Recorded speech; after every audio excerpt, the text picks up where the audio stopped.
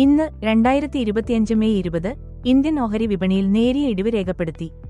പ്രധാന സൂചികകൾ, സെക്ടറുകൾ, ശ്രദ്ധേയ ഓഹരികൾ എന്നിവയുടെ വിശദാംശങ്ങൾ ചുവടെ.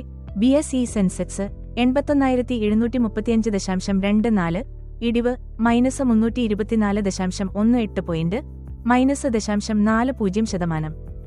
NSE നിഫ്റ്റി അനുപാതം 50:24,865.90, ഇടിവ് -79.55 പോയിന്റ്, -0.32%. വിപണി രാവിലെ നേട്ടത്തിൽ ആരംഭിച്ചെങ്കിലും വൈകാതെ ലാഭമെടുക്കൽ മൂലം സൂചികകൾ താഴേക്ക് നീങ്ങി.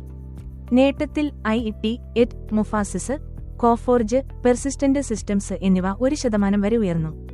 ഫെർട്ടിലൈസർ ഓഹരികൾ വിപണിയുടെ ഇടിവിനിടയിൽ നേട്ടം രേഖപ്പെടുത്തി.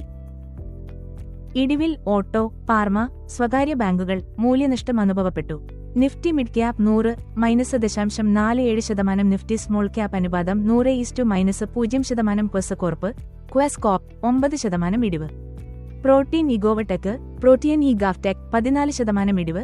2 ദിവസത്തിനുള്ളിൽ മൊത്തം 30% ഇടിവ്.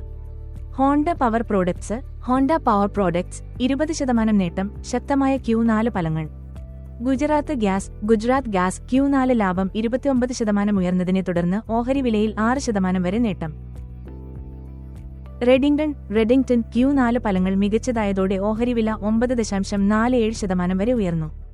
ഡാബർ 480 രൂപ, 488 രൂപ നിരപ്പിൽ വാങ്ങാൻ ശുപാർശ, ലക്ഷ്യം 519 രൂപ.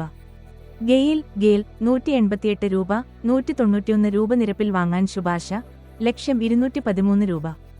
ഇവയുടെ സാങ്കേതിക വിശകലനത്തിൽ നിന്ന് ഈ നിർദ്ദേശങ്ങൾ ലഭിച്ചിരിക്കുന്നു. കൂടുതൽ വിപണി അപ്ഡേറ്റുകൾക്കും വിശകലനങ്ങൾക്കുമായി 18 യൂട്യൂബ് ലൈവ് സ്ട്രീം കാണാം.